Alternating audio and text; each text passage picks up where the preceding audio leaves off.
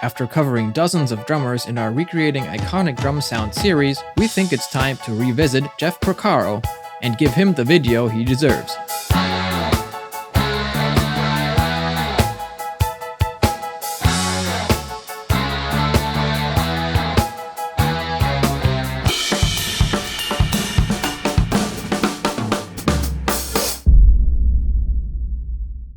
Almost 4 years ago, we started out this video series by attempting to recreate Jeff Porcaro's drum sound on the TOTO song Rosanna. Since then, we've covered dozens of bands and drummers. When we recently discussed future sounds to cover, we realized that we probably didn't give Jeff all the credit he deserves in our Rosanna video, so let's change that. Now, throughout his career, Jeff Porcaro became well known for not only being the drummer for the band TOTO, but also one of the most recorded session drummers ever.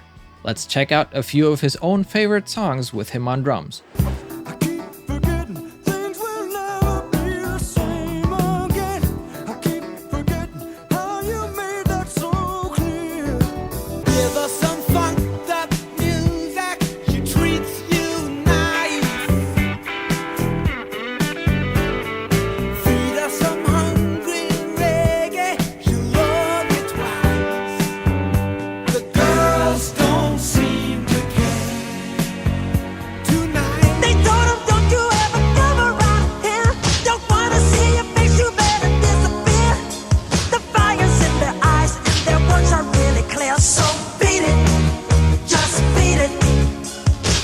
Today, we're gonna take a look at 2 songs he recorded with TOTO, which perhaps sum up his style and sound best.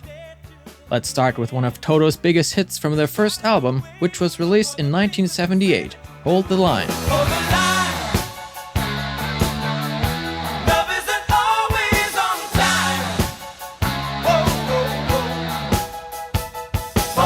We'll have to look at the song Jake to the Bone later on as well, so stick around for that.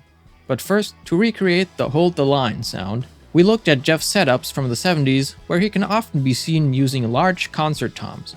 Later on in his career, he moved to a more modern setup, which remained more or less the same until his death in 1992. We chose to go with these sizes: a 22-inch kick, and 10, 12, 13, and 16-inch toms. So we chose our Sonor SQ1 kit, which has exactly the right sizes. Jeff can often be seen playing kick drums either without a reso head at all, or one with a large porthole. So we decided to cut out an old head, leaving just the edge intact in order to mount it on the front of our bass drum. This effectively gives us the sound of not having a front head on at all, while it also avoids the problem of rattling swivel nuts in the lugs. For the batter head, we chose a coated Remo Ambassador, as Jeff can be seen playing this head as well. The tuning is medium-low,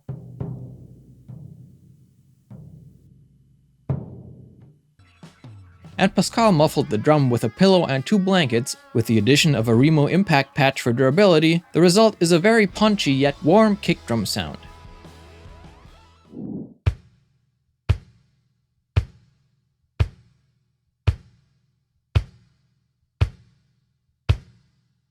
When analyzing the tom sound in Hold the Line, Pascal realized that all toms have a very short, typical concert tom sound, except for the floor tom. It sounds more like a double-headed tom, so here's what we did. We put on clear Remo Ambassador batter heads on all toms and gave only the floor tom the same head on the resonant side. The 10, 12, and 13-inch toms remained open on the bottom. All heads are tuned very low, and both floor tom heads are tuned to the same pitch.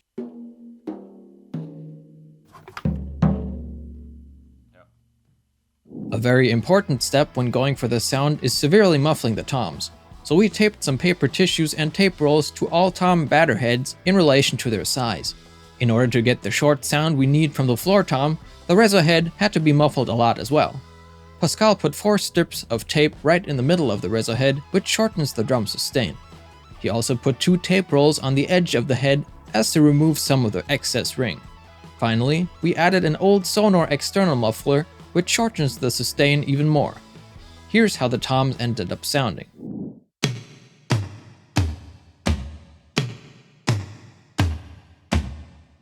Jeff supposedly used a 14 by 6.5 inch brass snare on Hold the Line, so we chose a Sonor Kompressor brass drum in just that size. The head we used is a coated Remo controlled sound. Pascal applied Jeff's snare drum tuning scheme here. The reso head is tuned medium-high, and so is the batter head. You then lower the two tension rods closest to you, which removes some overtones even before using muffling devices. To finish it off, we used a Remo muffling ring and a crown gel to dial in the right amount of overtones. Here's how the drum sounds.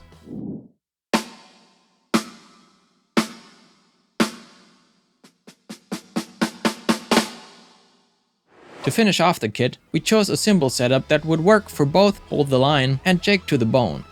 For the hi-hat, we used a combination of a Zildjian Avedis bottom and a K custom dark top cymbal. The two crashes on the left are an 18-inch K cluster crash and a 19-inch K paper thin crash. The ride we chose is a 20-inch A classic orchestral medium light, completing the setup with a 19-inch K sweet crash and a 19-inch K China on the far right. To mic up the kit, we used biodynamic M88s on the bass drum and all of the toms. The rack toms are mic'd from underneath for that punchy 70s sound, and the floor tom is mic'd from above in a standard fashion.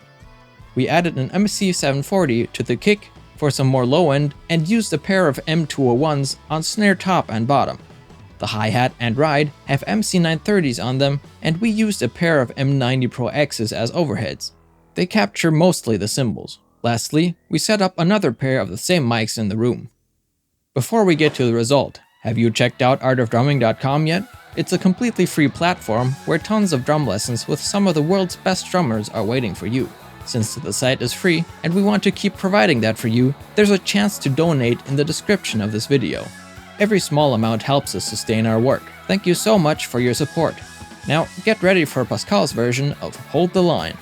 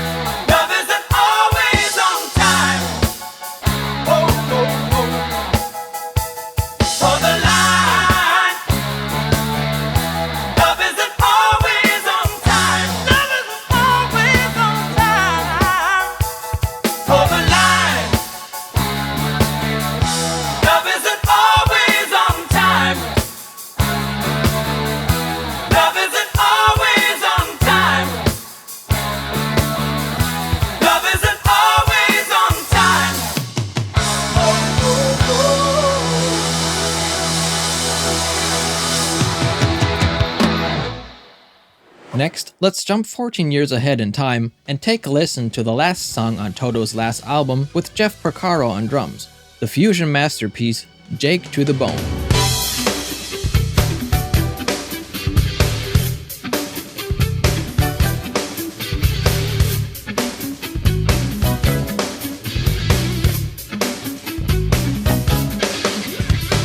By the early 90s, trends had changed and Jeff had been playing double-headed toms all the way around for nearly 10 years.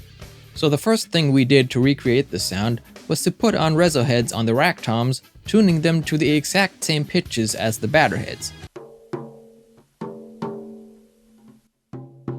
This made sure the drums had maximum punch and resulted in considerably less sustain than you might imagine from a drum with such tuning. Since the tom sound is more open than on Hold the Line, Pascal muffled the toms with some Remo crown gels and a tape roll on the floor tom reso head. We also changed the miking.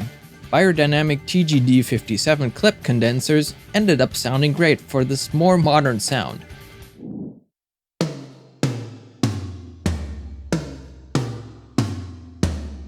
We swapped out the snare because Jeff had been using mostly piccolo snares by this time. We chose a Gretsch Schergo Borlai signature model, only with 20 strand snare wires on it. The stock controlled sound head and its 14 by 4.25 inch size are a perfect fit for the sound we need. Pascal applied the same tuning scheme as before, where he detuned the lowest two tension rods to the strum and muffled the snare with a Remo muffling ring and one crown gel.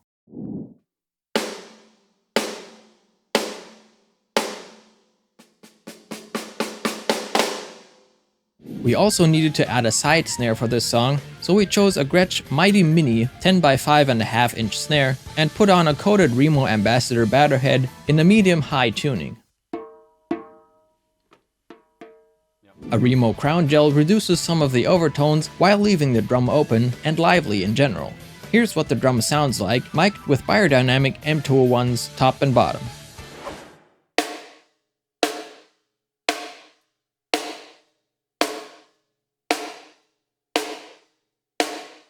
The rest of the kit didn't have to be changed, Pascal only redid the mix.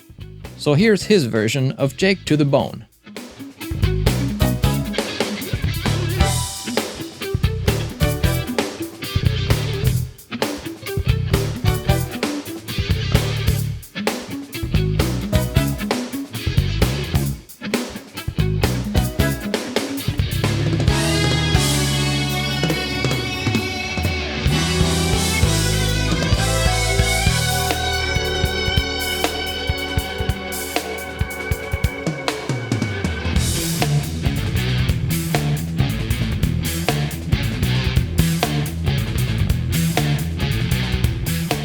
We had a blast filming this episode. If you enjoyed it too, tell us in the comments. Also, please hit the like button and subscribe if you haven't already, and hit the bell so you don't miss any of our videos.